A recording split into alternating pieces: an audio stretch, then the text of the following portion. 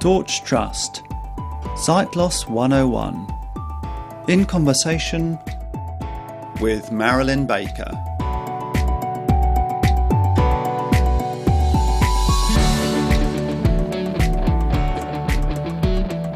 Hello and welcome to this episode of Sight Loss 101. I have really hit the jackpot today because with me today I have Marilyn Baker, the one and only. And this series is about, for me as a sighted person, seeking to be part of a charity working with blind and partially sighted people to understand what's it like to walk in their shoes. Now, many of us will have read a lot about Marilyn's life, especially the recent beautiful tapestry book. So there's an awful lot to talk about here. So Marilyn, it's wonderful that you could make time for this in your busy schedule. Oh, thank you for having me, Tim. That's lovely. And I wondered, many of us, as I was saying, will know something of your story. I wonder, through that story, maybe over the different decades of your life, what are some of the things that you've sort of found most frustrating or hard about being blind? What have been some of the biggest challenges for you?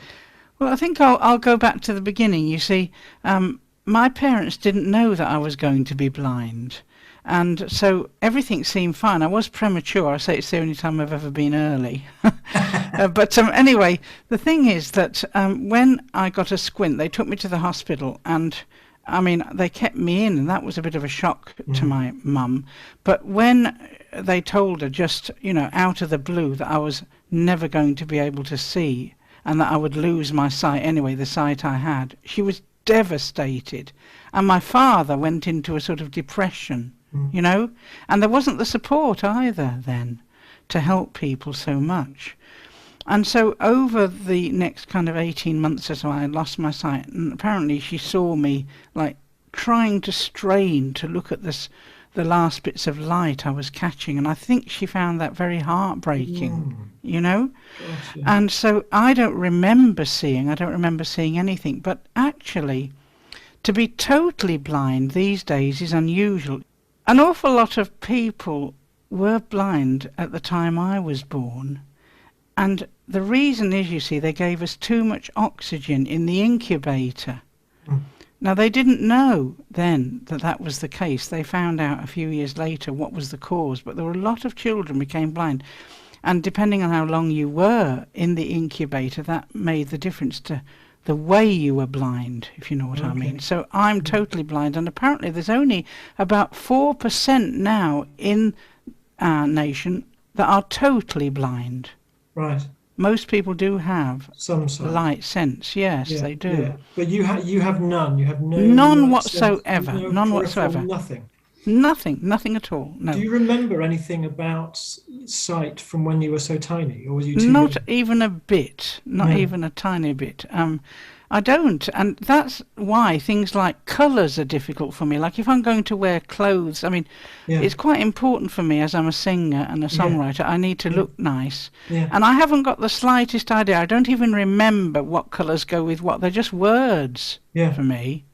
And so, I've got a very good friend in the lady that helps me on the road, Trustee, and she loves clothes, she loves makeup, she loves colour and all that. So she can really help me. But to be honest, it wasn't anything even that bothered me much. And, because another thing, this might sound strange, but blind people, when you're totally blind, you don't see other people's gestures. Yeah. You don't see facial expressions. Yeah. And some blind people can actually, now this does sound a bit hard, but look a little bit expressionless if they've never seen. I mean, that's just a fact, or they can rock or put their head down and all that. It's because we're not really aware of how people are looking at us. We don't think too much about it, perhaps. Yeah. I'm sure some do. But I remember when I was about 13, somebody said to me, when you're talking to somebody, look at them. And I said, look at them. I said, I can't see them anyway. I said, I've got my ear to them. She said, but that's not the point. If you turn your head towards somebody, it makes them feel that you are paying attention to them. And I thought, gosh, I never even thought of that. No, of course. And then the other thing that was interesting, they said, learn to smile more. I said, smile more? I said, well, I've got laughing in my heart. She said, yes, but let it express itself on your face. She said, it makes all the difference to your communication skills. And I love communication. And perhaps some people think, how silly to have all that told you. But really, it helped me quite a lot. Well, Marilyn, I have to say, engaging with you, particularly in kind of Zoom conversations and stuff, I love your smile. You just have, and your laugh, your whole face kind of lights up with your Well, I joy. hope that's a natural expression. They say the eyes It's beautiful. The thing of the soul. But anyway, there you are, windows of the soul. So that's a good thing. But that was something. So my parents, in a way, my dad was too depressed to cope with my blindness. And what happened was he kept on saying things that made me feel totally excluded and that I was a disappointment. So things like he'd say things, oh, you wouldn't understand that because you can't see. And he'd explain things to my friends, what he was doing, like making something in his workshop or whatever. And then I'd say, what's that, Dad? No, you wouldn't get it. So I didn't feel believed in. Yeah. That was a hard thing, actually. Growing up. And I think that was quite a difficult thing for me because I so wanted that affirmation from my father. I've had to have a lot of, being a Christian has helped me because my heavenly Father, I know how much of an encourager he is, and my dad couldn't help it. He was kind of orphaned himself, so he didn't know how to make relationships very well. But my mother, she did believe in me. And I went to a school for blind people when I was 5, and I know that some of the people telling their stories on your show have said how hard it is to leave your parents and that when you're 5, and it is. I felt that I missed my family very much. But then I went to a boarding school near London, Chorleywood. It was a grammar school.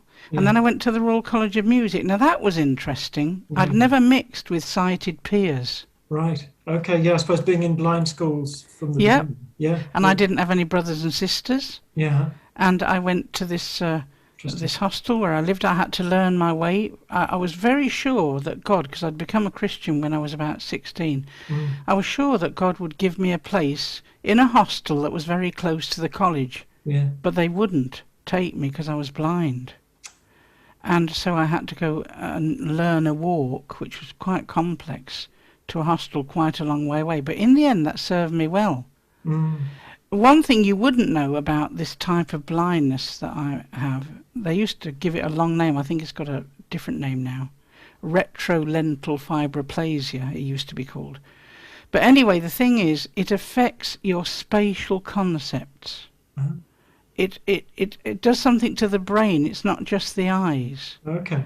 And the longer you're in the oxygen, the worse it affected. So I was always the bottom at finding my way around in the school. I could never learn, the walks. Yeah.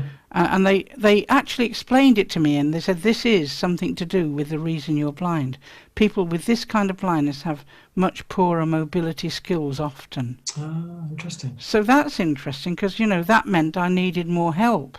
Yeah. But anyway, as a result of having to do this walk, and it was a big struggle for me, but in the end I got quite excited about travelling on the tube. And I used to travel quite distances on the tube and get excited about my new independence. Wow. It sounds, to a sighted person, Marilyn, it sounds so brave. That you could do that. And I can't imagine going on the tube and through all the, escalators and tunnel ways and stuff with all the signposts. Well, I used to get guided off it. Yeah, I used to get guided, and I used to ask people for help. Yeah. And I did have a guide dog at one time. I can't even believe it now, but we used to have to carry our guide dogs on escalators. Good grief. Good grief. I don't know how, and no wonder I've got a bit of a bad back. It was a heavy dog, and I used to get members of the public to give me a hand with the dog. Yeah, honestly. Yeah. Who would scrabble around in our arms and things like that. Gosh. Yeah. I suppose and how, in terms of asking for help, because we British are not always very good at that. How has that been for you? Well, I'm quite an extrovert person, so really? I don't really mind asking, but sometimes you can ask and you don't know why they're not watching you or looking. You see, you haven't got the eye contact. I think that's another very important thing about being blind. If you're in a crowd, you can't pick somebody out. Yes. Yeah. You can't spot someone across the other side of a room and say, hey, glad you're here at church or whatever. Yeah. Yeah. You're much more reliant on them coming up to you. Interesting. And that makes, communication in a crowd more difficult. You haven't got the visual cues as to when you can join in the conversation or... Yeah. So how do you cope with that? So when I'm public speaking, I feed off an audience and I make eye contact with absolutely everybody I can and try and draw them in. I can't imagine doing what you do and being so effective at it without... How does that work for you? How do you kind of navigate that kind of public worship, speaking space? Yeah. Well, you know what? I have got this theory that if we talk to somebody, we've always got to, whether it's 1 or 1,000, you talk to them as if there's only one of them. Uh-huh. I've always felt that really each person needs to feel personal with you somehow. And so I've just had to trust. I mean, there's no other way of knowing whether they're... I mean, if you're in a live event, then if they clap or they laugh with you... I love having jokes with my audience. Yeah. I think audiences are great because, you can have fun with them and you can make them laugh. And sometimes I plan a programme and then I think, this audience is a bit too serious. I need to do something else. And so I changed my programme, thank goodness, at the drop of a hat. I never mind doing that. No. That might be one of the things that I can do. I like spontaneity. Yeah. But I think really the key is making sure that you are communicating things that you find interesting, I suppose, and hopefully they will too, and putting your heart and soul into that communication. But I can't guarantee that they're paying attention, and it's very disconcerting on Zoom. Yes. Because if I'm doing a concert, and of course we mute everybody when it's a real concert, I've finished, there's no feedback, I'm saying things like, well, I hope you like that. Dead silence. No, I can't. But then later, the man who helps me with our internet programs, he says, oh, Marilyn, they were all engaged, they were clapping and singing at home, they were looking excited. And I thought, oh, that's nice to know. Yeah.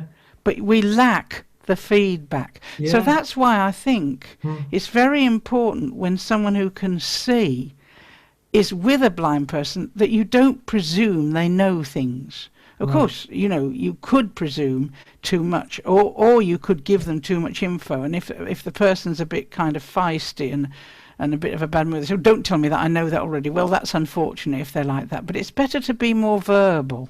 Yes.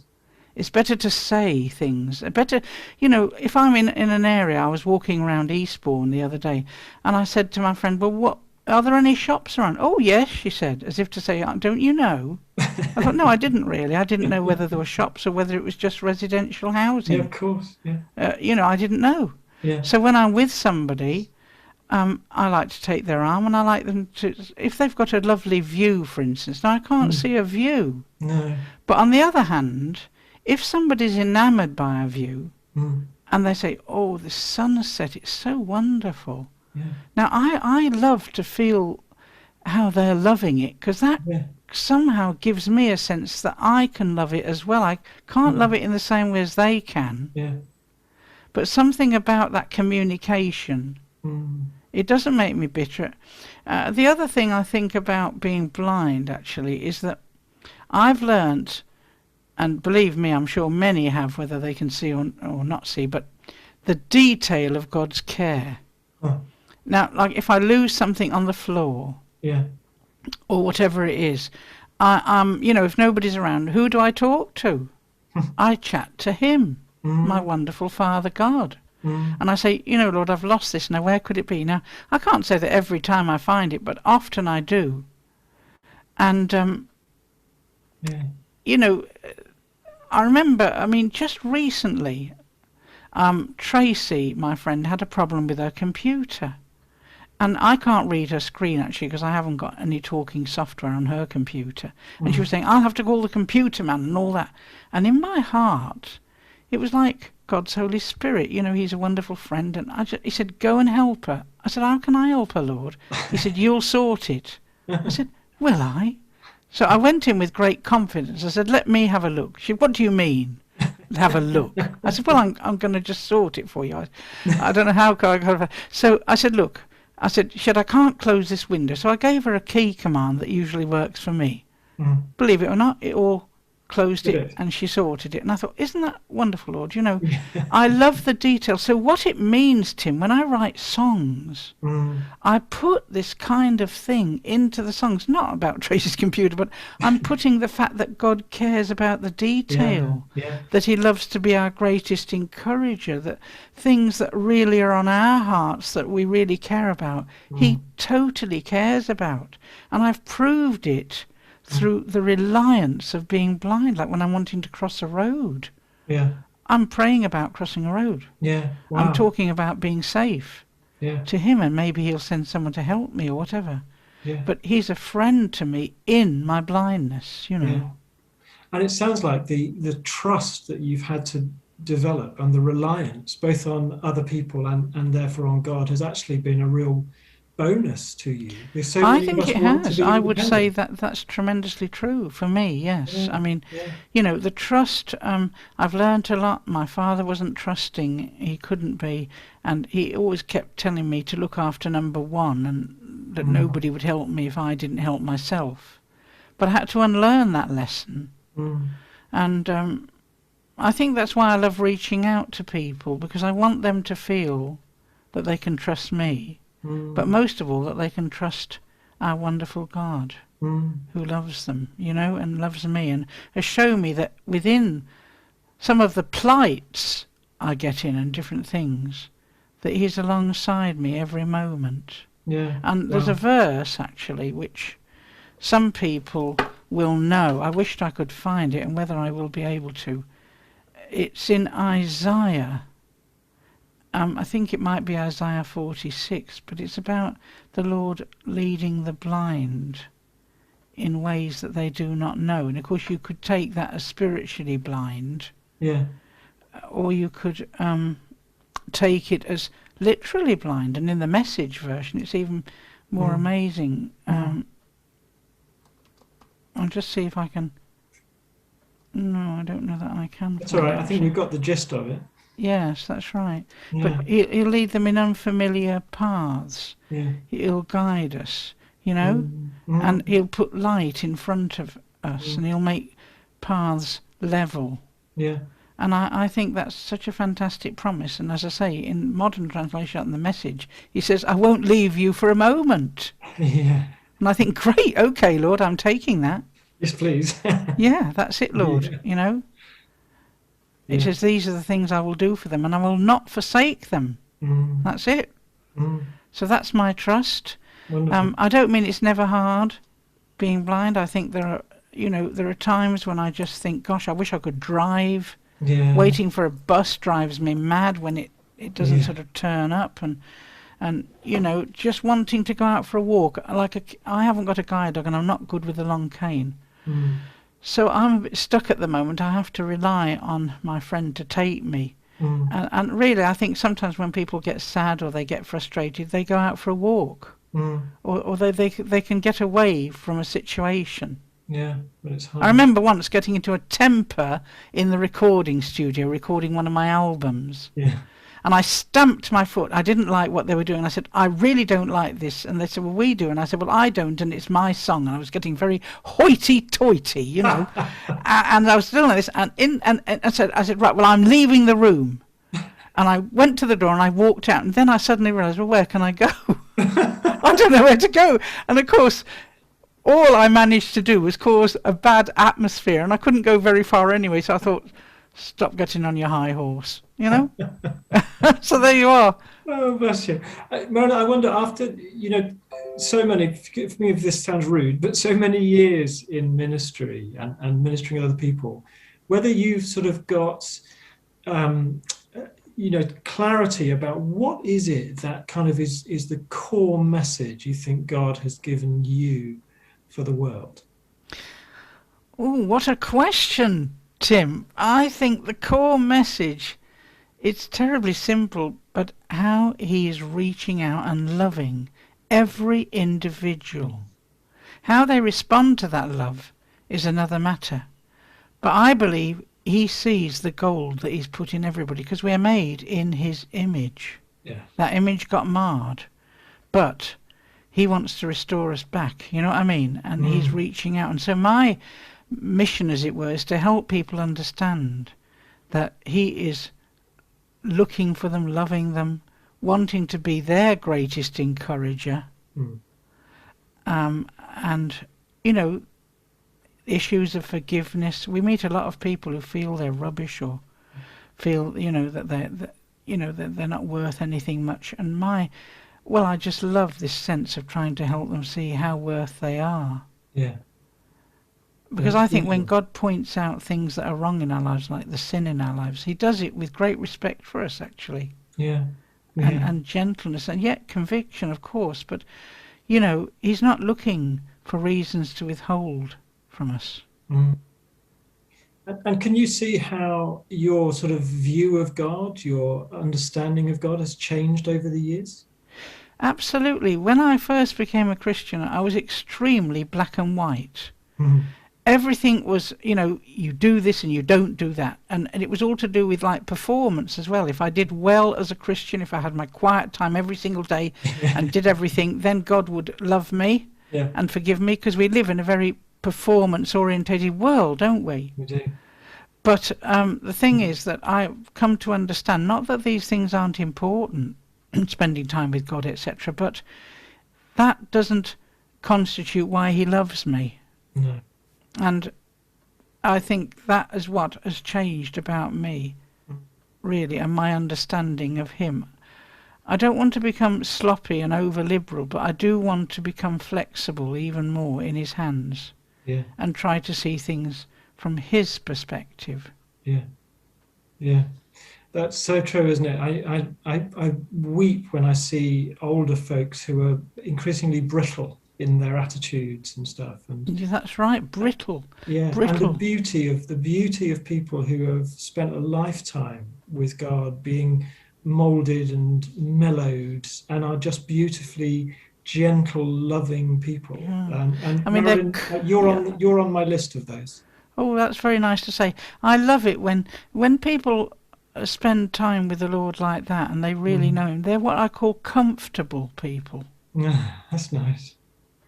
Yeah, comfortable to be around. Yeah, that's right. Yeah, that's lovely.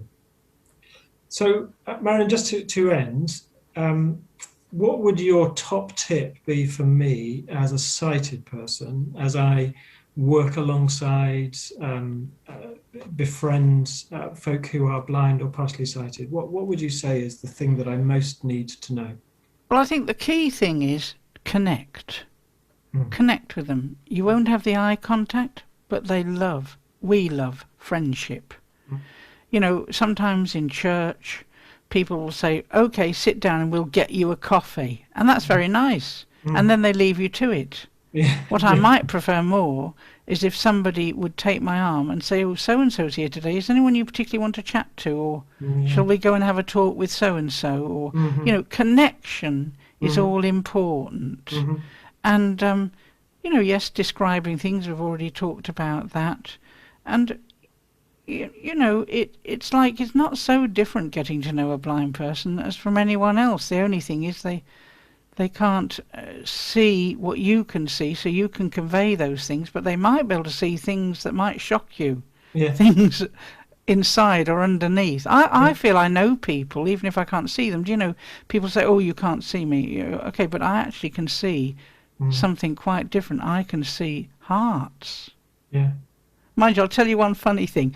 I was with a lady once, and she was sort of joking with me. She said, well, at least, you know, I knew you were coming, so I won't have to dust when she comes, or something like that. I won't have to make it look tidy. And I joked back with her. I said, but I can smell dust. I was being naughty, you know. I'm glad people don't feel they've got to kind of get all dressed up and all sorted for me. But, you know, the thing about it is, we're just the same as anyone else, but connection is the one thing that some of us may lack, because we don't know who's in the room sometimes. We don't always know what's going on. And so do your best to connect and be friendly. And if people don't particularly want to be, well, they'll show you that. And don't think, oh, that's because they're blind. It's just because they're them. Yeah. You know, it's who they are more than being blind. Yeah. You know. Marilyn, such a joy to speak with you. Thank you so much for sharing with me, and I'm sure on behalf of anybody who watches this or listens to this, thank you for all that you are and all that you continue to do. Oh, it's been a great joy speaking to you, Tim. Thank you very much, and everybody else. Thank you. God bless.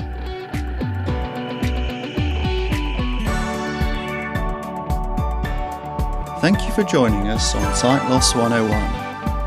For more information on Torch, call 01858 438 260.